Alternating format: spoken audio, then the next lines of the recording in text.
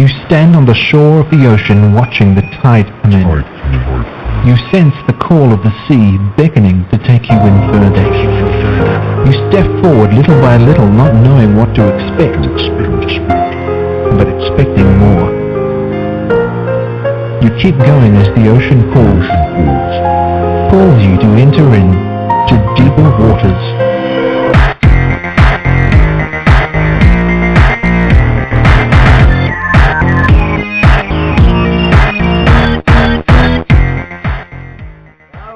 And welcome to the Deeper Waters podcast. I am Nick Peters, your host, seeking to bring you the very best in Christian scholarship and apologetics. And today we've got an interesting show. See, when we moved back to Knoxville, as you know, we're in Atlanta now. In fact, this is our first show from Atlanta. But when we moved to Knoxville, we had a hard time finding a church. We had some difficulties with church finding. And personally for me, I hate to say it, but church shopping can be very boring. Because if you're someone who's seminary trained and such, you sit down and you're like, yeah, heard this, or you think, oh my gosh, I can't believe I heard this is just awful, what are you doing in that pulpit right now?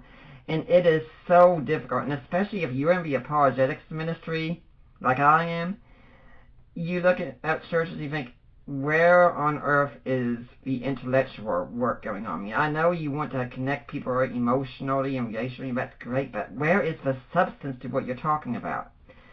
So when my wife and I were looking for a church, I put in something that she wants, contemporary worship, and then I think I put in apologetics. I don't remember exactly, that could have been where I put in, but one of the first churches that popped up on my web search was a place called The Point. I went there the first Sunday by myself because I was a bit suspicious, and I told her, honey, the music is so good, I like it. And she said, well, I don't know, but I'll give it a try for you. We went the next Sunday together, and we never regretted it once. And that the music was good, and the pastor was a guy who I could tell did his homework well. I mean, he had things up on his website with answering questions. I didn't agree with all the answers, but they were good answers still. And that pastor is my guest on the Deeper Waters podcast today. That's Pastor Matthew Peeples. He's the lead founder pastor of A Point in Knoxville, Tennessee. He's passionate about connecting the disconnected, training the next generation of church planters, and preaching the gospel. He routinely does national speaking engagements on the following topics: outreach, technology, and social media. And for his education, he studied at Truman State University in Kirksville, Missouri, where he got a Bachelor of Arts in Mass Communication Journalism in May 2004, and at Concordia Seminary in St. Louis, Missouri, where he got a Master of Divinity in May 2009. So, Pastor Matt, welcome to the Deeper Waters podcast. Nick, thanks for having me, man. It's an honor to get to be hanging out with you today and to have had you and Allie as a part of the church, you know, ever since you were in Knoxville. We really miss you out here, so it's a joy just to get to hang out with you right now. Now, Pastor Matt, I really suspect most people out there don't have a clue who you are, so tell us a little bit about how you got to be doing what you're doing.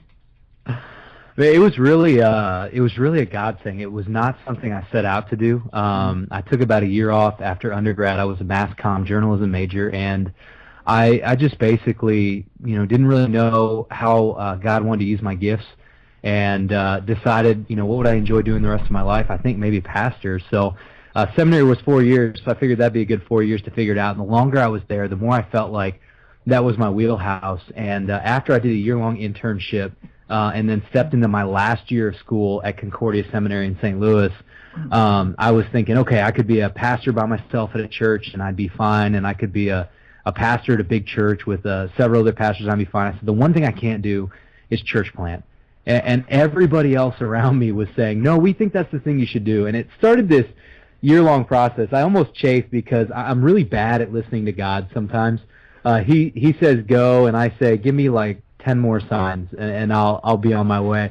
And so it spent the year just kind of in this back-and-forth process of God saying, you know, I really want you to look into this. And finally I ended up at a Church Plant Assessment Center, which was a huge blessing, and they're intense. You do basically personality interviews against you and other church planters, and then you do all kinds of leadership kind of projects, and 2 5-minute sermons, which for most pastors is a hurdle in and of itself, and then psychological evaluations, all kinds of stuff. And so I knew when I came in that weekend I'd get some really solid advice on what to do.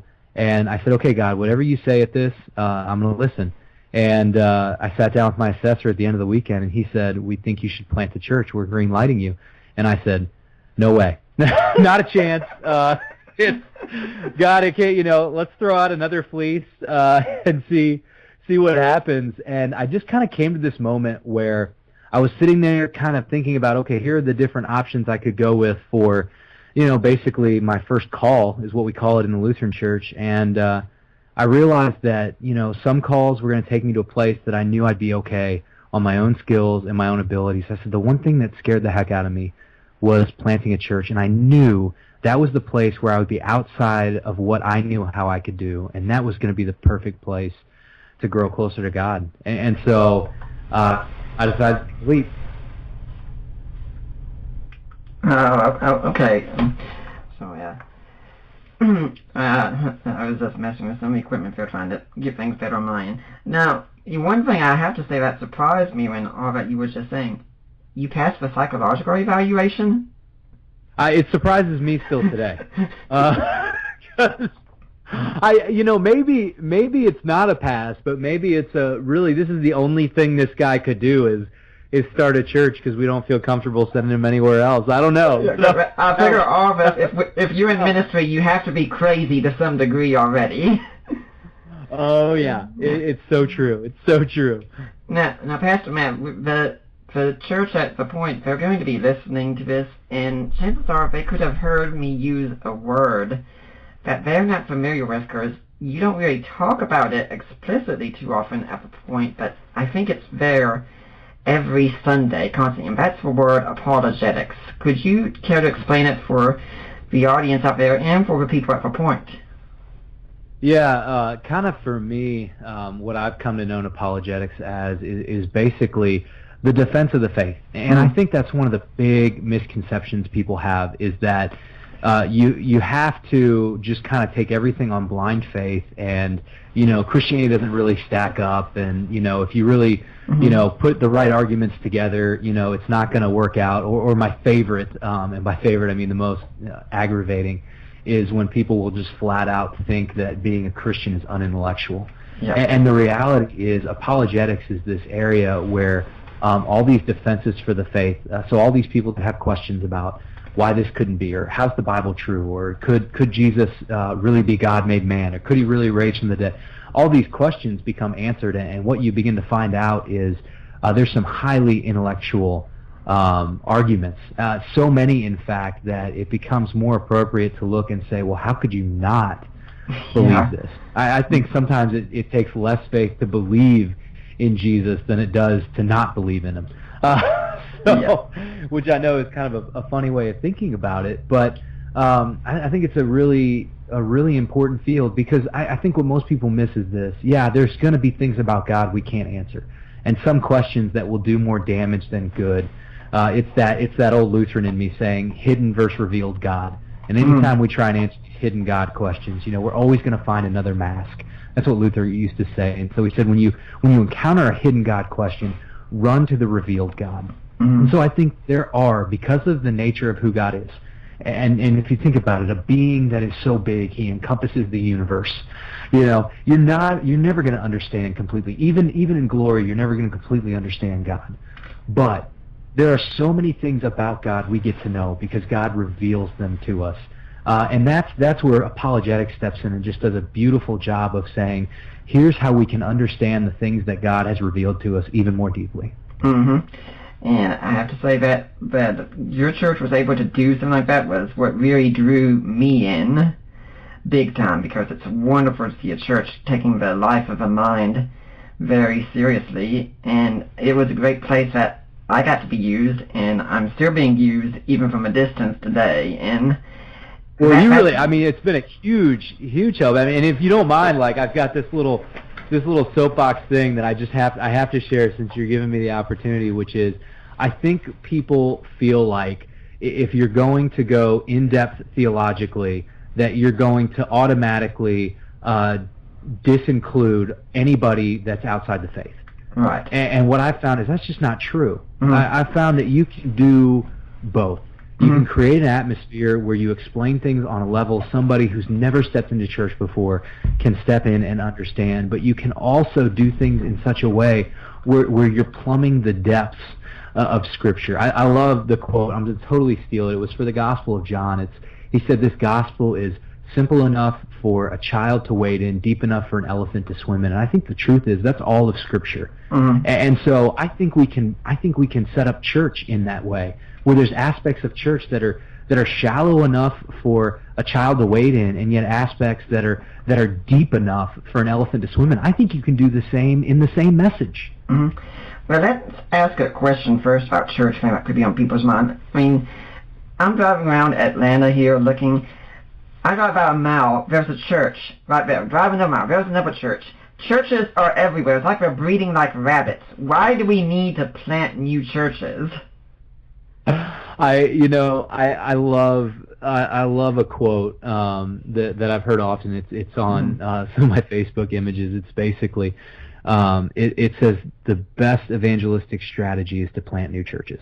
New churches reach new people. And I think, there may be a church on every corner in the South, like in Atlanta and in Knoxville, but what I found was there are still people who are disconnected. The average community you step into in America, including Knoxville, that at one time was #1 Bible-believing, city in America, 83% of people are disconnected completely from Christianity.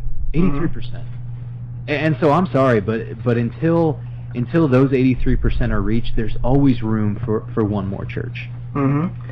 Now, let's talk then about how your church does apologetics unknowingly to a lot of the people in the church. We go in, hypothetically, I mean, we can't do that right now, but we go into the service, we sit down, we take our seats, and by the way, let's start with where we're sitting. We're not sitting in a church building, are we? No. Actually, you're sitting in the middle of a movie theater in the middle of a mall in Knoxville, Tennessee, the Regal Cinema in Westtown Mall, to be precise. Why? Whenever we started church, I wanted to start a church in a third space. So the third space concept was simply this. It was, you have your first place, which is your home. You have your second place, which is where you work, go to school, all that. Third places were those places that people gather, people hang out. That's not home, it's not work. It's like the Starbucks coffee shop that you love to go to, or the bar that you like to frequent with your friends, the playground you go to with your kids. Those are all third spaces. And so when we were starting the church, I was really looking for that third space, a place where we could meet people in the middle. And I'm a highly visual person, and I was trying to think, okay, where could we start a church where we could have the room we need to be able to do church, to grow, and yet it would still be that comfortable place. And when I happened upon the Westtown Regal, because I really did happen upon it, I just had never been in the mall yet when I moved to Knoxville, and I walked in the mall, and I was on the lower level. And on the lower level, you don't really know the movie theaters there because it's on level 2. And it's this little hallway, if you're in the mall, that takes you up there. And I thought, well, okay, I'll go look at this little movie theater. And so I go up, and it literally, like a little city opened up. And there was this huge movie theater, and one of the managers took me through the whole thing. I mean, showed me all the ins and outs of this Regal Cinema. And so I was like, man, it would be so cool to do church here. Do they even do that? Now, little did I know, they have a whole church division at Regal that helps with that. So I got hooked up with that, and we were able to do church there. And so it was exciting for me because when you pick a third space for church, a lot of the rules and the expectations culturally that go along with that third space can be kind of tacked on to people's understanding of church. So if you've never stepped into church before, there can be a real hesitation because you don't really understand what the rules are. So, okay, where do I go? What doors do I go into? Those are all basic questions when you go somewhere new, but then when you're inside, what are the social standards that people follow in this place, and you're constantly on high alert that you're going to violate some. And so what we did when we started our church was we put it right here in the middle of a movie theater, and we tried to keep as many of the social norms for a movie theater as we could. So people can bring their drinks in. People can, walk into the movie and they see a big movie screen, and we light that sucker up with a big projector, and we've got live music and stuff's different, but we wanted church to be as familiar as going to a movie, so that somebody who'd never been to church before would be able to come out, and that's been a real asset for us, because the average person coming out is about 10 to 20 years disconnected from church if they've ever been to church at all. The offering is even collected in popcorn buckets. Yes, that probably comes a little bit from my cheesy personality and some very ingenuitive volunteers like Les Greeby, who got us some popcorn buckets. But yeah, so we collected in popcorn buckets. So we walk into this movie theater, we sit down, and the next thing we're told is to put our phones on set away. And wait, we're not told that, are we? No, you know what? That's my communications background coming out. I was always struck by a quote I heard from Erwin McManus. I read it in an article, actually, and he said, when the early Christians spread Christianity, they didn't build new roads to carry the gospel. He said they used the roads the Romans had already built. And that really formed me in a lot of different areas of my ministry and my life, and one of them was with technology. I was trying to reach a very hard-to-reach group. We were originally set out to reach 24 to 34-year-old males disconnected from church. And so when I started thinking about how are we going to have this place where disconnected people can ask questions, I thought, well, the perfect spot to ask questions is to start texting them in. And so right from the outset, I wanted to encourage people to use their phones. And then a year or so in, we started a mobile app in which we were able to post up our message notes and post up old messages and all kinds of other things. So it just became more and more a part of the service. So rather than tell people to put something away that they're already so tempted to use, we wanted to tell people to pull it out and use it as a discipleship resource, to encourage them to use their phones and to encourage them to use it for their own discipleship. And so that's really why we do that, is we want to walk the road that people are already walking, and we just want to put the gospel there so people can just encounter the gospel where they're at. Yeah, in fact, before we get to what I really liked about what you just said, one of the first aspects is check in on Facebook, because everyone's checking your Facebook page. Let them know you're at church. Yeah, I had the opportunity at my alma mater, Concordia Seminary, to go back and do the Day of Ham.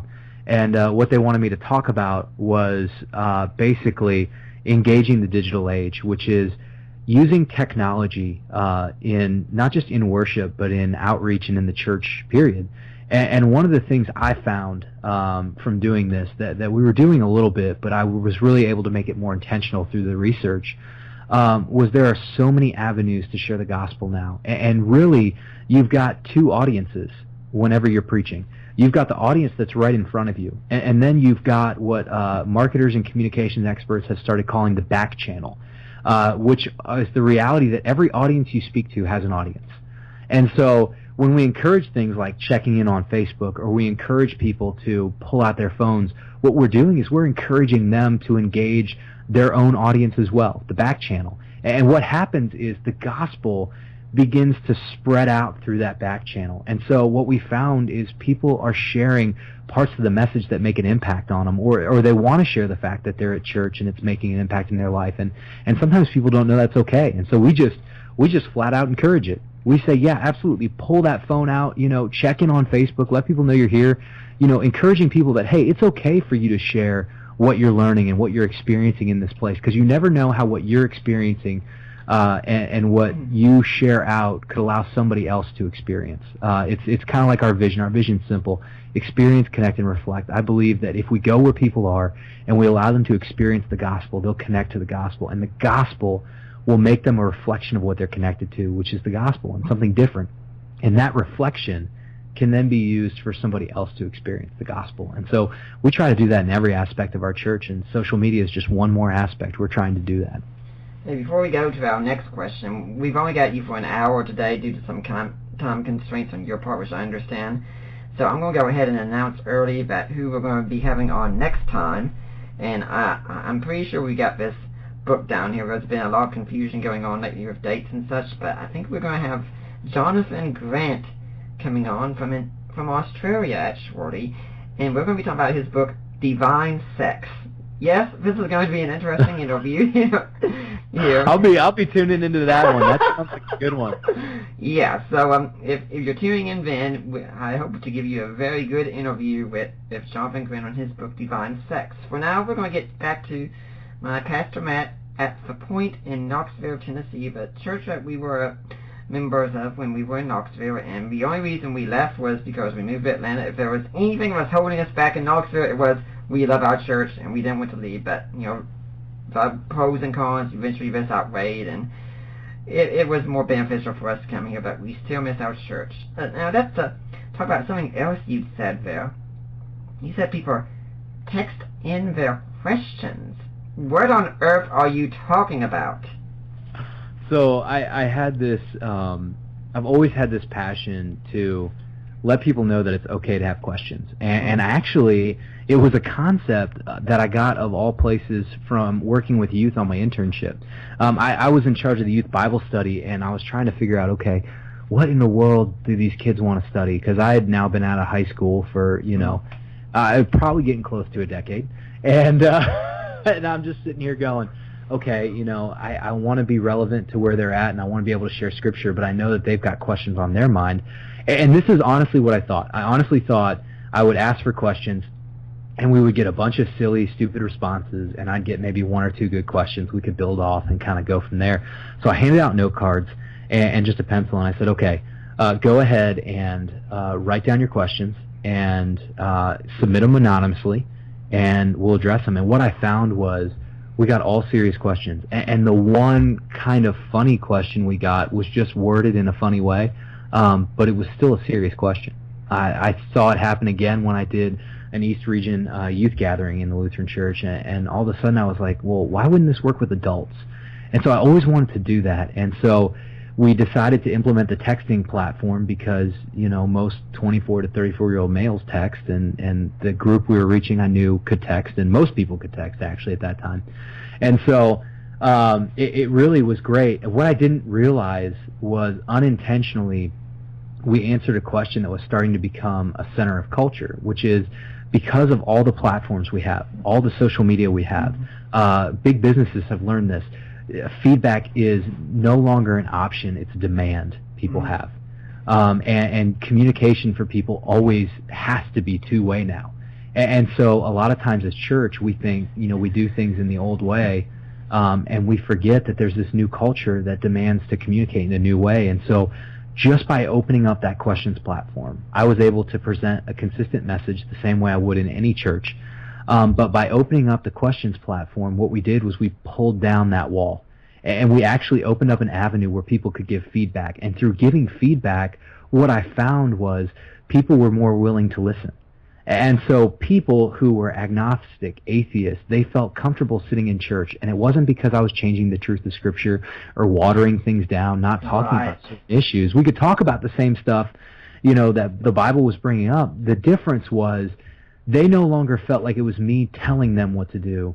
They felt like it was a conversation. And they knew they could engage in that conversation at any time, and we were able to do that in an orderly way that would work when we were 55 people, or could work now that we're closer to 250 people.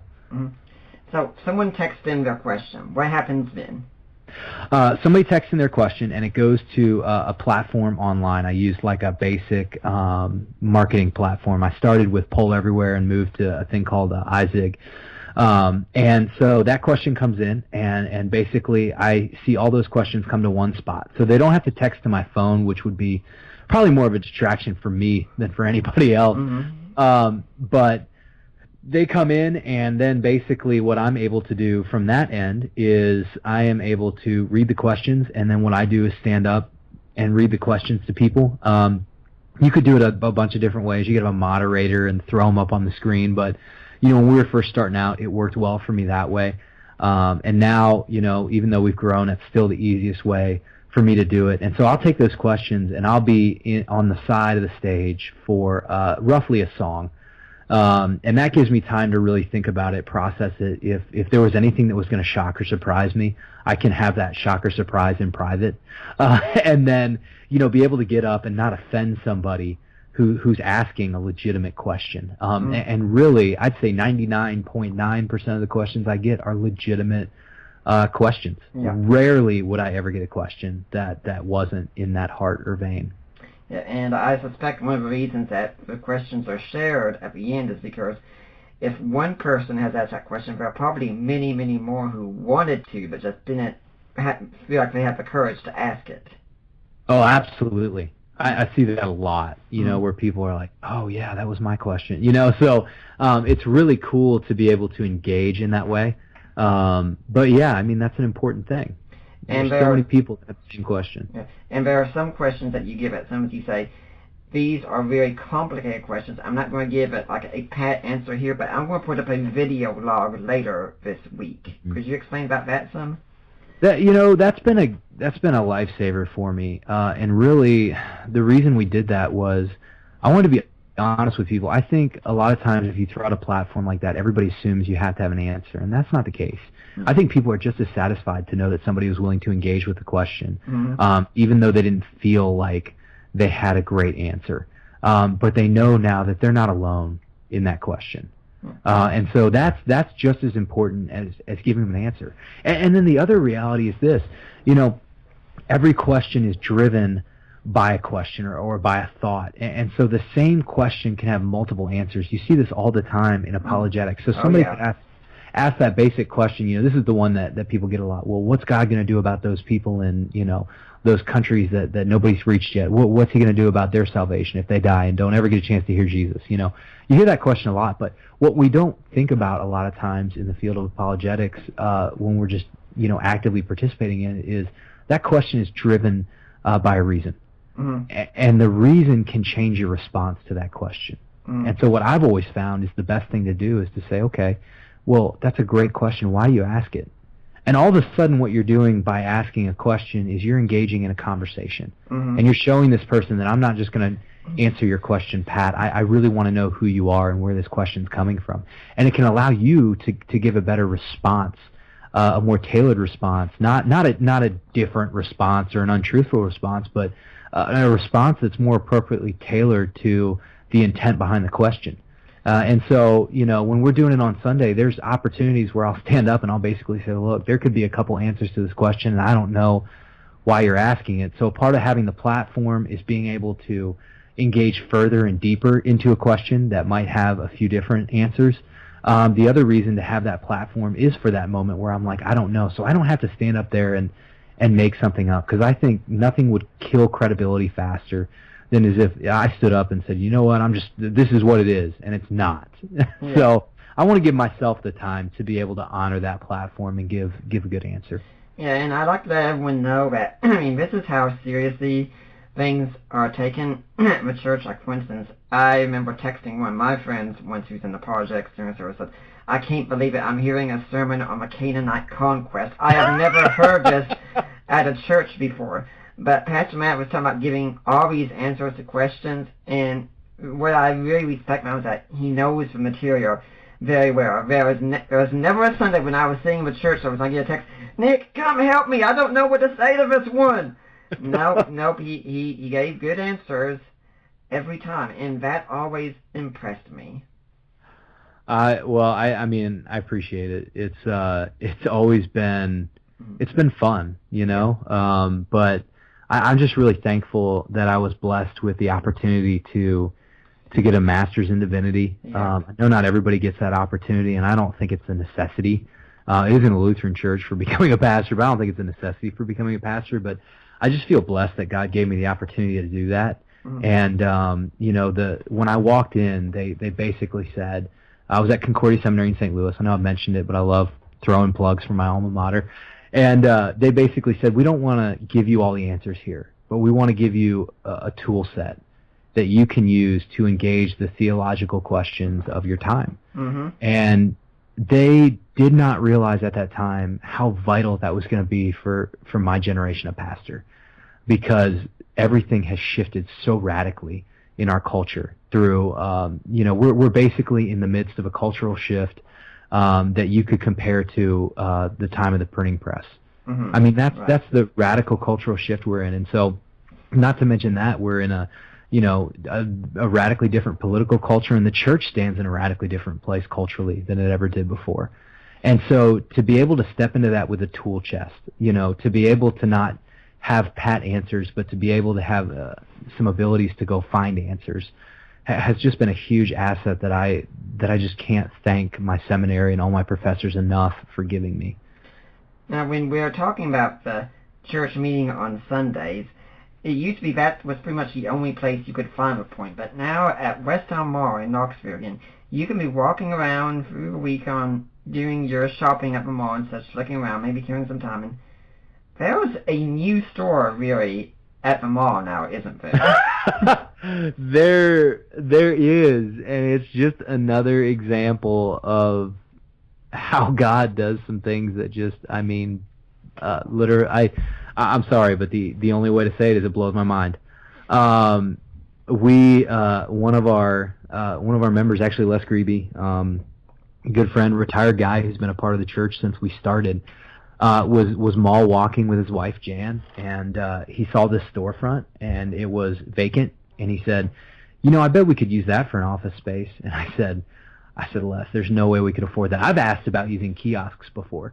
And he said, well, I'm just going to ask. And so he asked, and, I don't know if it was a relationship with the mall. I know it was a God thing, and, relationships he put in our life, but they knew who we were. We had a previous relationship. They liked us. It wasn't a space that was necessarily desirable for a lot of other businesses, but it was perfect for us. And so we got a deal we couldn't turn down. And so now we actually have an open office space in the mall. Westtown Mall is usually 97% full. It'll see 1 million people a year walk through it, and now in the middle of that mall that 1 million people will walk through, there's a church, and we give away free coffee and free Wi-Fi, and we'll talk to around 100 people a week that aren't connected to our church that just come in and casually have conversations. We've seen people baptized from conversations they had just walking into the space. Had an opportunity to pray with a lady yesterday who I would have probably never encountered other than the fact that we were right there in the middle of the mall. And so it's been really cool. We've actually gotten to use it for even unique outreach opportunities, like doing a careers in retail, where we do job training for people and get to connect with people we wouldn't connect with otherwise. So it's been a real God thing to see how he's worked in that way. Yeah, there have been times when Allie and I had to go out and do some shopping around and such, have some appointments in Westtown, and we'd have a little bit of time left, and we didn't want to go all the way back home and then go all the way back out and say, why don't we just go to church? Okay, we'll go to church.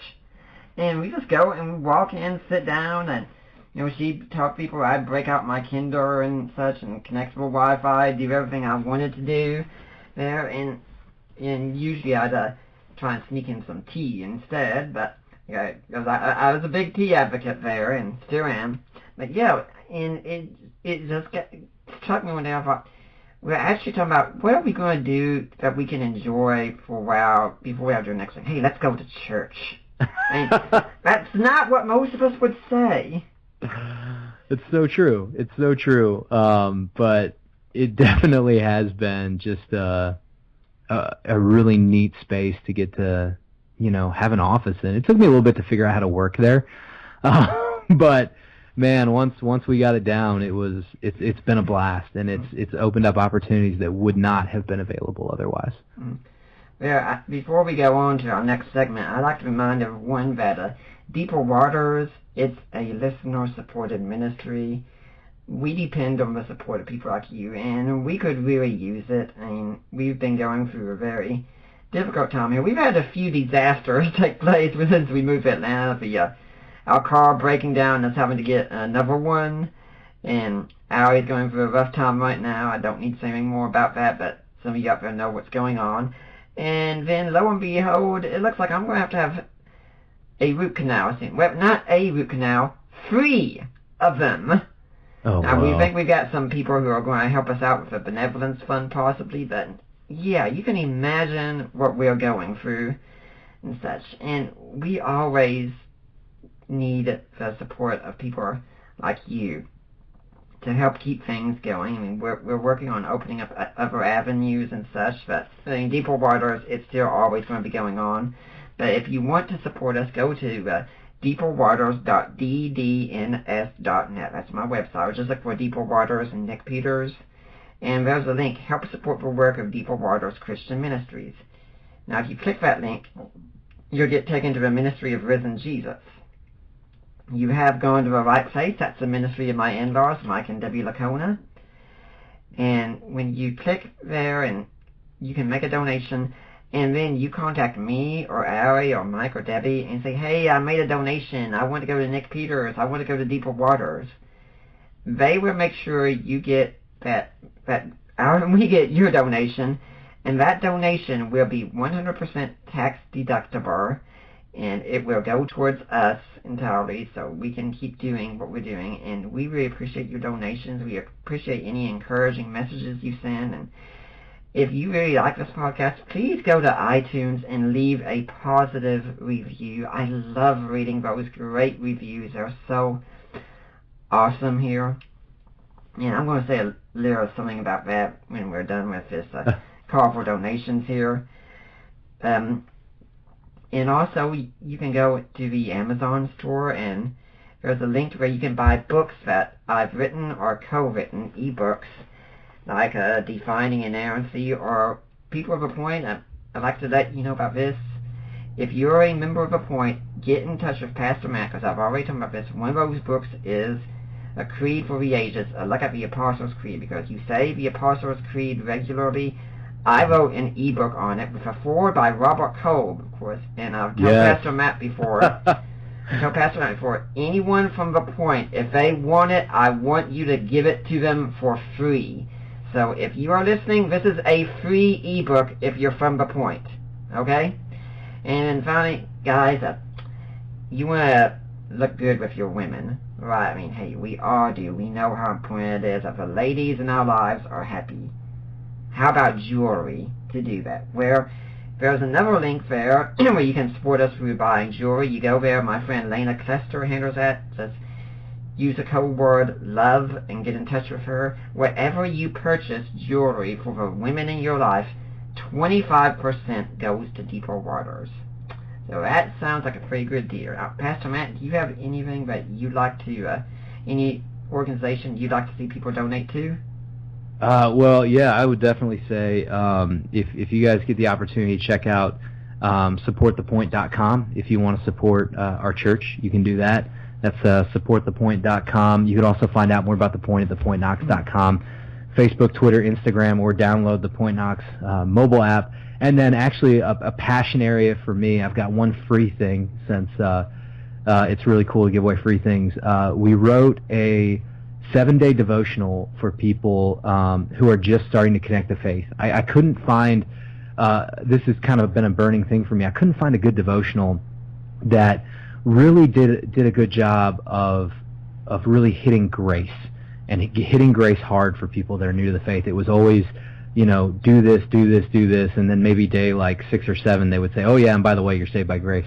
So we wrote a 7-day devotional for people new to the faith. You can go to new2.faith.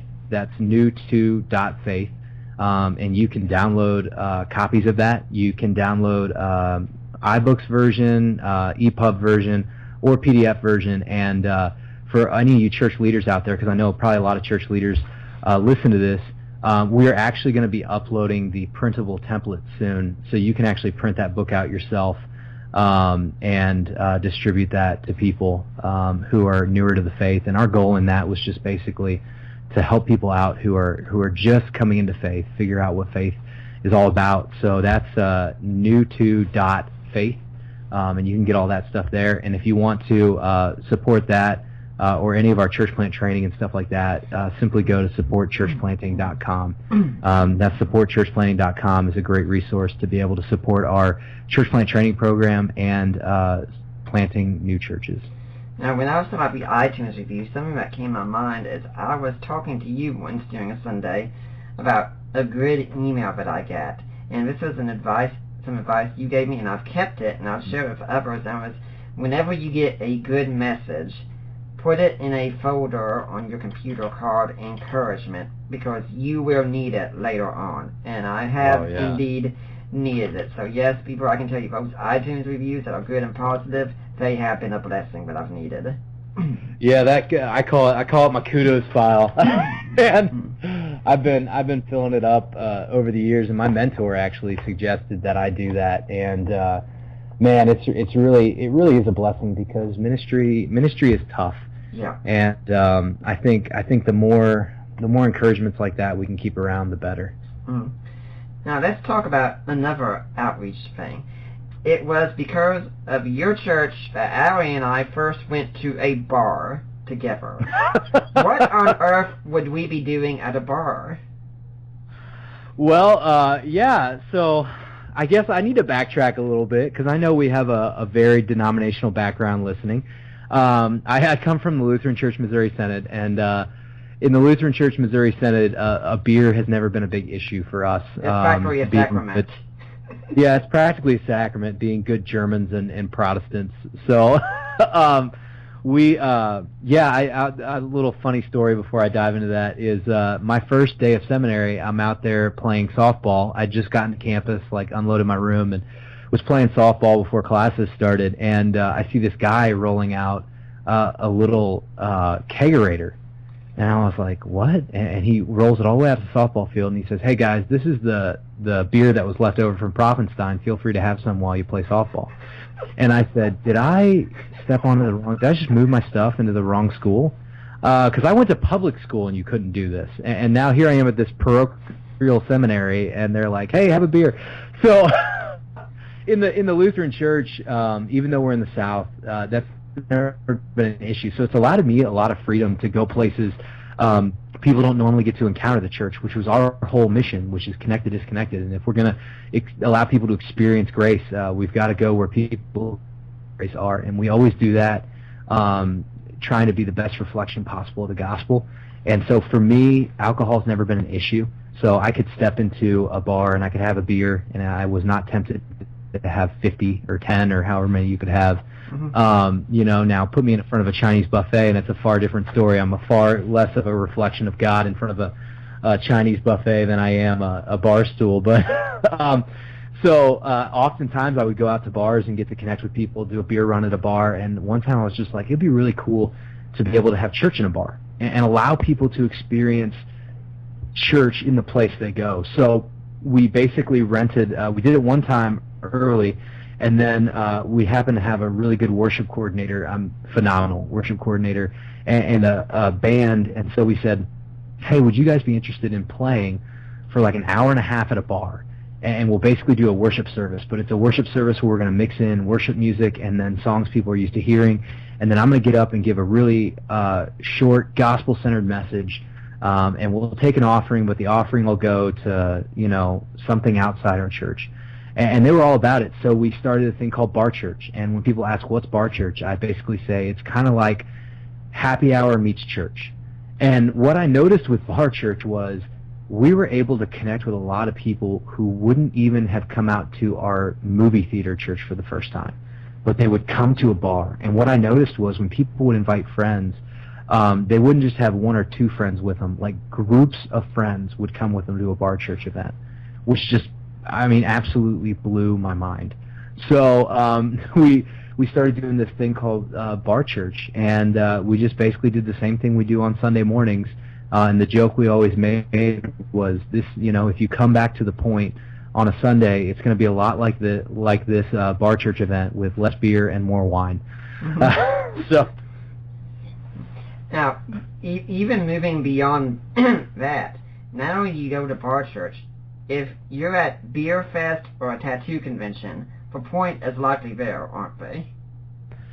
Yeah. Our summer, a lot of churches ramp down for the summer. We actually ramp up because our city's out, and we want to be out with our city. And so we go to things like Brewfest for the same reason we can go to Bar Church, and we go to things like Tattoo Convention, and we go to Dragon Boat races, and anywhere we can go in the summer and be a part of the community and just be in a place where people are already going to be gathering, we want to go do because it's an opportunity to meet people where they are. So that's our goal, just meet people where they are, have spiritual conversations, and be able to hopefully see some people connected to Christ through it.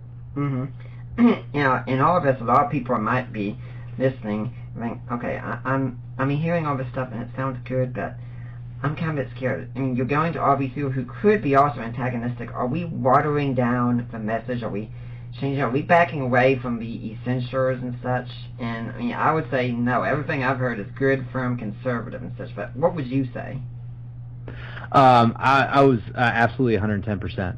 I mean, we are not watering anything down. In fact, that's the reason I wanted to take questions, because we weren't going to water it down. Yeah. Something I was struck by is we often forget that while our faith is deeply intellectual, also at the root, just because something's deeply intellectual doesn't mean it has to be hard to explain. Right. Which I know is counterintuitive, but where I really resonated with that was when I was reading Luther's introduction to his Galatians commentary. I had already been through Lutheran Mind in seminary. I think this was my second summer there on seminary campus, and I was taking this class on the epistles, and we were reading through Galatians. And so I'm sitting here reading this introduction from Luther, and it was amazing. And what amazed me was he captured these deep theological concepts, but he did it in a way where the average peasant could understand it. And then it really blew my mind, because what I realized was I was reading something that was translated from German. So he had conveyed things in such a simple way that even when you were translating it from German to English, it made sense. And so for me, that's been the model of our church, is we're not going to water things down. We're not going to change the truth of the gospel, because the second you change the truth of the gospel, you no longer have the gospel. You have something that has no power to change somebody's life. And so I don't want to change the gospel. I want to explain the gospel in terms people can understand, in the language they speak, because that's the powerful thing about the gospel. If you look through church history, what you will find is the gospel has never changed. In fact, that's why you've had reformations, to bring people back to what the gospel actually is. But what has is the language in which the gospel was shared. In fact, that's why you have the Great Schism, right? Do we do it in Greek or do we do it in Latin? Now, I know there was a lot of other things around that, like power plays and things like that, but that was one of the arguments that was going on during the Great Schism, is what language are we going to convey this in? And it's changed. You know, Greek's been dominant, then Latin was dominant, and then the big deal was when Luther put the Bible in German, and when Tyndale put the Bible in English, and, you know, the Bible has always been translated into the language of the people, and the gospel has always found this way to integrate with the culture it's in, to separate out the bad from that culture, and to explain itself to people in the language of the culture, so that people could get connected to the gospel and to Jesus. Mm-hmm. You know, when we're talking about this also, one of the things that I'm going to bring in, I'm not going to give this exactly right, was usually at the start of this sermon, or before the service, you play this short little video to kind of, I think, like lighten the mood, get people feeling comfortable and such. And one of the ones that I remember I really liked was talking about, at our church, I went over, and it'd say, it was just a group of people united on the bodily resurrection of Jesus. And oh, by the way, at our church, we believe that actually happened. I wanted to cheer so many times when I heard that. Yeah, you know, man, that has been the beautiful thing about just the age we're living in. Is there's access to so many great videos and resources that people have done to be able to share the real truth of the gospel. And so we've just really, you know, tried to maximize every avenue possible to do that. And yeah, we believe the core orthodox things of the faith.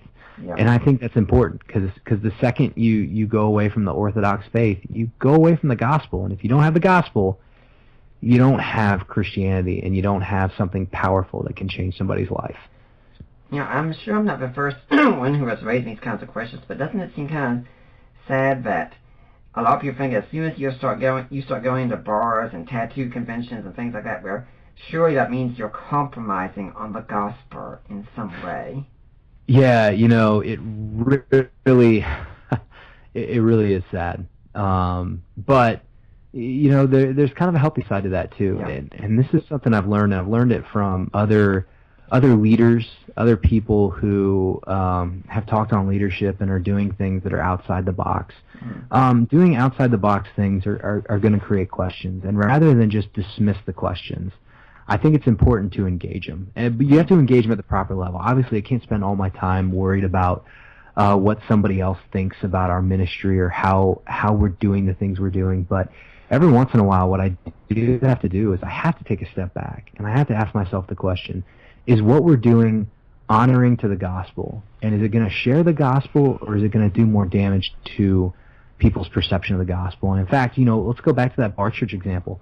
I wrestled with that when we were first re-kicking up bar church, and I had a lot of hesitations. And I actually, when I was talking to my counselor, talked about that with him and said, hey, what do you think? And we noticed some spiritual warfare from that. We had somebody who began kind of blasting us on our Facebook page, and it's the first and only person I think we've ever had to ban from our Facebook page, surprisingly, but it just kind of got out of hand, and we engaged it properly and well, but just at some point it was no longer healthy for anybody. And the crazy thing is, though, even in that, the question had to be asked, is this really honoring to God, and are we doing what we need to do to further the gospel, or are we taking away from the gospel? And I think if we're not asking that question, then we're missing out on the accountability we need as believers and Christians. I'd like to say something also about how you're talking about reaching everyone wherever you are. I mean, when Allie and I go to church, we can really be different. I mean, we both want the firm Orthodox position, but for me, I'm the guy who says, stroke my intellectual muscles, get me thinking about something. If you sit down and tell me the same pablum I've heard over and over, I'm going to get bored and I'm going to tune you out. But meanwhile, Allie's sitting right next to me and says, look, I don't want fluff and such, but don't go over my head. I mean, I'm not a brilliant intellect or anything. I'm not stupid, but I'm not a brilliant intellect, and I just want that can reach me. She and I can be sitting next to each other, listening to the exact same message. We both get something out of it. And that, to me, is something very powerful. Well, that's definitely a humbling thing to hear, because that's always my goal in preaching. Is I don't want to sacrifice content, but basically when I preach, I basically envision a congregation that's filled, and there's somebody in that seat who has never been to church before, and they've never opened the Bible before. And for me, that's a non-negotiable when I'm preaching. I want to have a message that will speak to that person. And what I found is, it doesn't mean you have to water down the message. What it means is, don't make assumptions about what people already know. Be willing to basically, I mean, for lack of a better term, be willing to basically explain some things. So, for example, we kind of take the stance that some other churches have taken, guys like Andy Stanley and stuff like that, which is, I'm not just going to simply say, hey, open up, we're reading in Romans today. I'll tell people where it is. Or I'm not just going to say, Paul said. I'm going to explain to people who Paul is, because there's a lot of people who don't know who Paul is. And the other thing I found are people who had been in faith their entire life. They appreciated that, because a lot of times, we make these assumptions in traditional church that, hey, these people should know this or this, and then the people begin to think they should know it, and they feel bad when they don't. Yep. And at the same time, I mean, me and my friends and such who are listening to this, and people who are listening to this, they have a deep interest in the intellectual matters. And usually, what I've found in most churches is if I'm sitting in the audience and the pastor up there knows, hey, there's someone out here with a seminary education and such, and he's listening to my sermon, that gets them very scared a lot of times. And I never saw any hint of that. In fact, there never was any time I thought that you and I were in any sort of competition. I was just, we all want to know, how can we best work together? And I mean, you were one that came and said, here's how we think we can use you best at our church. And it's been having you a part of the church and continuing to, most people don't know this. Some people know, but a lot of people don't. Is we do personalized content for all our connection groups based on our messages. But the only reason that's been doable over the last several years is because, Nick, you've put it together. And it was, I'll never forget sitting down with you when we first said, hey, I want you to do this, and getting to start talking about it. And then the meeting where I said, okay, here's what it looks like. I explained the exact format and stuff we wanted and stuff, and you're just kind of looking at me, and then you just basically look at me and say, I know I'm not taking any notes, but I'm remembering everything you said. And I think that first set of content you sent me was exactly what I asked for. Yeah. I was just like, whoa, he wasn't kidding. He remembered everything I said. No, but no, I think it's huge to realize that, yeah, you're going to have trained people that come out to your church, but, I think sometimes we feel too easily threatened when in reality we should be approaching each other in brotherly love, and realizing that, if I'm erring in something I say, or there's something I say that doesn't make sense or could be construed wrong, and an educated person can pick up on that with a theological chops, then yeah, I want to know that. Yeah. I want to be able to engage with that, because we're a body, and we all have different parts, and we all have different functions, and if we look at the other functions in the body as competitive to our own function, then we've missed the point of what it is to be a church body. Yeah. And I think Pastor Intern Emily, who usually sends the material, and I told her, we're still in Atlanta, I'm going to do it. I'm going to keep doing it for the church, because I admire you, and whenever we're there in Knoxville, we're going to stay there Sundays to go to church. She's usually been stunned, because she'll send me like a 6-week thing. Half an hour later, boom, here's all of them right there. We're done. And it really is awesome content. It's something that I engage with in my connection group, and to be honest with you guys, the first time I see that content is in the connection group, because I basically, it's just amazing how the Holy Spirit works. I send Nick, hey, here are the verses we're going on. Here's the series we're going on. Here's my general idea. I haven't written out the whole message yet, but here's generally what we're going with. And Nick he nails the content every time, and not just, from a deep theological perspective, but with engaging questions and on a level that anybody could step into, which has just been, for us, I feel wildly blessed that God allows you to do that through our church.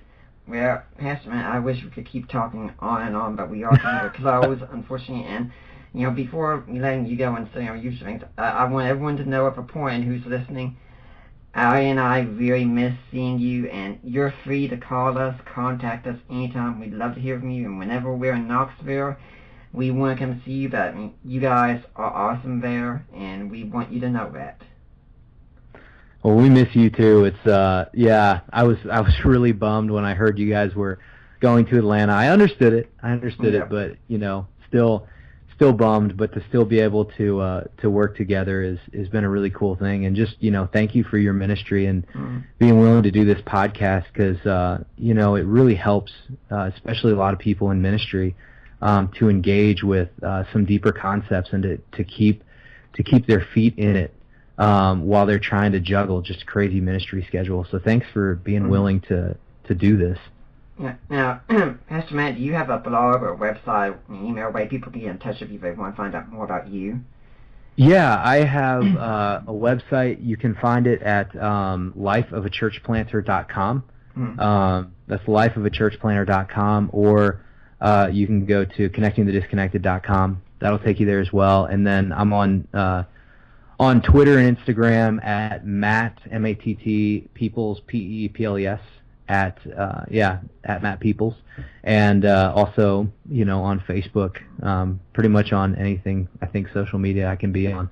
But, yeah, I'd love to get to engage with you guys and hear your thoughts or comments, or just, where you're listening from.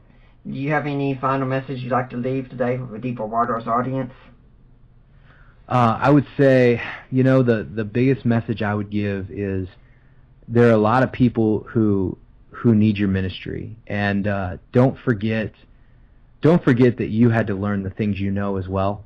And I think sometimes when it comes to apologetics and to just a deeper understanding of Scripture, we forget that there was a time we didn't know that, and we can forget that somebody else needs to go through that process of discovery as well.